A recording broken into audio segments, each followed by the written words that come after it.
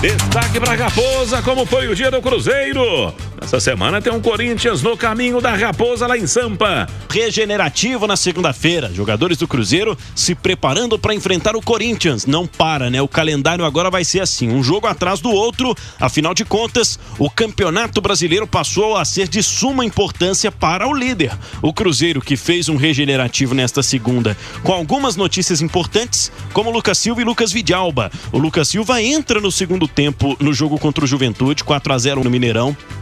Ele tem uma dividida com o Matheus Babi, atacante do Juventude, sofre uma pancada no joelho esquerdo e já tranquilizou a torcida, né? Passou por exames que não detectaram nenhuma lesão. O Lucas Silva tem ainda apenas um inchaço no local, treinou com atividade interna hoje, academia e tal, na Toca da Raposa, e amanhã será o dia decisivo para sabermos se o Lucas Silva tem ou não condições de enfrentar o Corinthians lá em São Paulo. O Cruzeiro não vai ter o Fagner, o lateral direito pertence ao Corinthians, tem contrato com o Timão até o fim do ano que vem, e mesmo com parte da torcida, né, pedindo nas redes sociais para que o Cruzeiro pagasse a multa, não vai ter negócio. O Cruzeiro precisaria desembolsar cerca de R$1 milhão para contar com o Fagner no jogo de quarta-feira, 7h30 da noite. Sobre Lucas Vidalba, ele publicou um vídeo através das redes oficiais do Cruzeiro em que tranquiliza a torcida sobre o inchaço no olho esquerdo depois de uma dividida de cabeça com o zagueiro Angel da equipe do Juventude. A expectativa é de que ele esteja na delegação para a partida de quarta-feira. Cruzeiro vai treinar à tarde e aí seguindo para São Paulo para o jogo contra o Corinthians. Lembrando, Corinthians e Cruzeiro, né? O Química Arena, números, hein? 9 jogos do Cruzeiro no novo estádio do Corinthians. 6 vitórias do Timão, 2 vitórias do Cruzeiro e um empate. Corinthians marcou 16 gols contra 9 marcados pelo Cruzeiro, onde o time ergueu a taça, né? Foi campeão na Copa do Brasil no ano de 2018, Hugo. É o Cruzeiro sem Fagner, peça-chave, né? Porque pagar R$1 milhão também é um valor pesado. Se o Cruzeiro tivesse na dependência dele, tipo assim, não tem outro lateral, valeria a pena. Mas tem o William. Tem o William, sim. Não é que nem valeria a pena, que seria obrigado, porque não teria outro. Mas tem o William, né? Tem o William para poder jogar ali, nesse ponto tá tranquilo. Com relação ao Lucas Silva, se recupera bem, o Vidalba, ele tranquilizou o torcedor, mano. Porque o Lucas Silva causou preocupação, né? E o Vidalba também, mas ótimas notícias aí, principalmente pro técnico Leonardo Jardim. Agora, que fase é do Vidalba, hein? Cresceu muito com o Leonardo Jardim, né?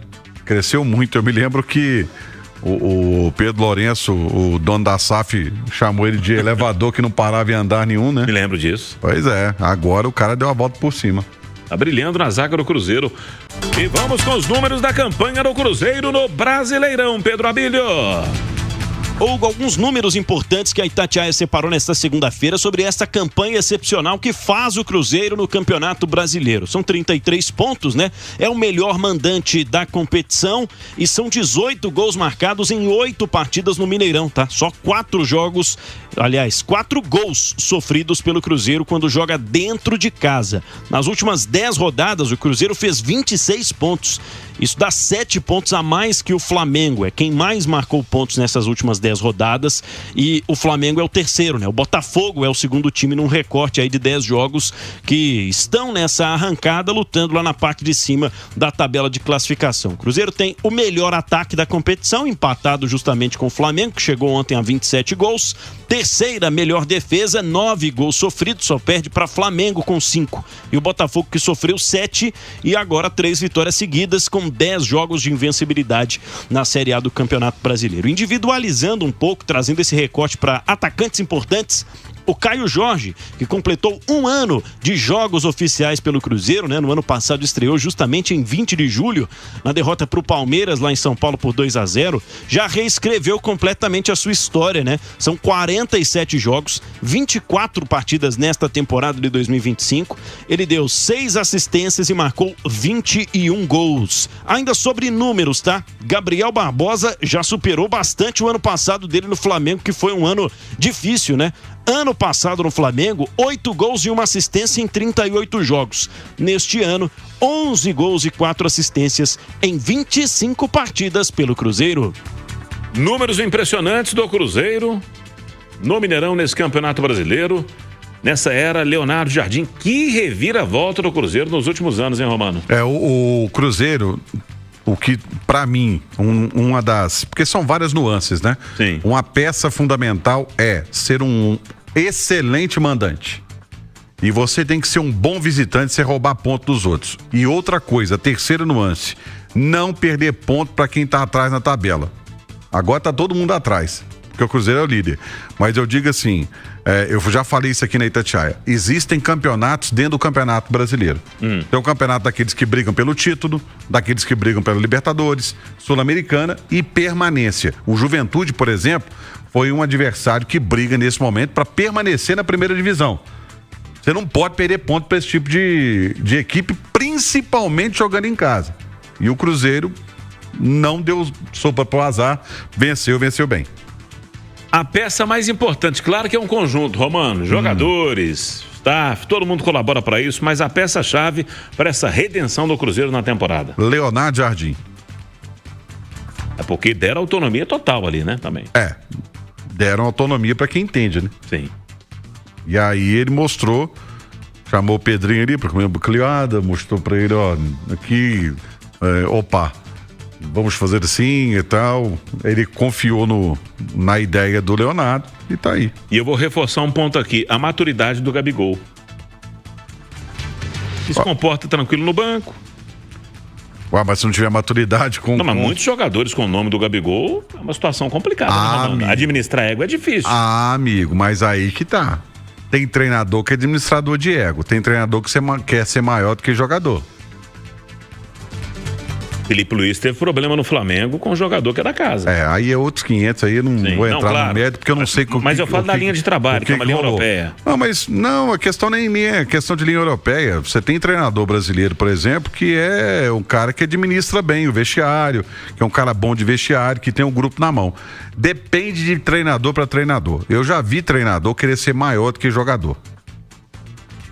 Porque tem treinador que é assim, ganhou empatamos nós, perdeu foi eles.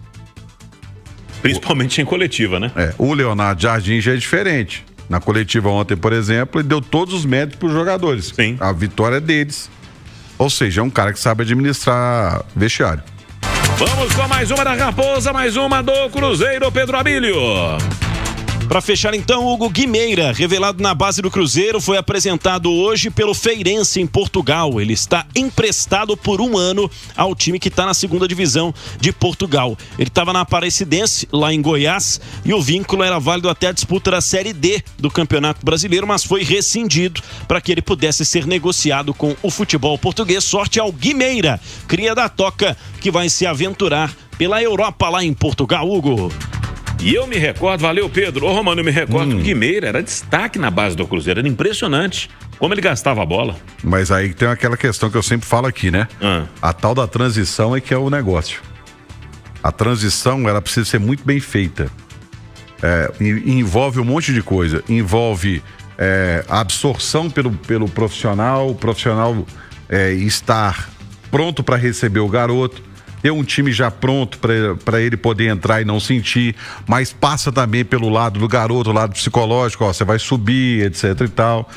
Essa transição, nessa transição, melhor dizendo, é que se perdem muitos jogadores. Ô Romano, a sua leitura vai de encontro a quem conquistou o pentacampeonato com o futebol brasileiro, o Felipão. Eu me recordo quando ele fez essa avaliação, a mesma leitura sua, sobre o Vitor Roque. Quando ele era técnico do Atlético Paranaense, o Vitor Roque estava por lá, e muitos se precipitaram, não, tá jogando muita bola, aquela coisa toda. Eu falei, não, tem que trabalhar fundamento, transição, é um processo difícil, ele tem que entender esse momento. É complicado demais transição. Tá dando aí, a gente tá vendo o resultado, né? Essa situação, o declínio do futebol do Vitor Roque. O problema, esse é o mais complicado, porque assim, às vezes o garoto pode ser o bambambam da base, mas chegar no profissional é tão ou mais difícil do que passar na peneira para começar a treinar num clube. Esse é o momento mais complicado. É por isso que no Cruzeiro, por exemplo, nesse momento, o Adilson Batista que é o cara responsável por essa transição. Sim. O Atlético agora tem um cara para fazer esse trabalho de transição, porque é muito complicado você subir o jogador pro profissional, ele precisa, ainda mais um jogador que é considerado uma joia, ele precisa muito de apoio. Agora, essa questão de, o jogador arrebentava na base e etc e tal, eu já vi muito jogador que arrebentava na base e no profissional foi mais um.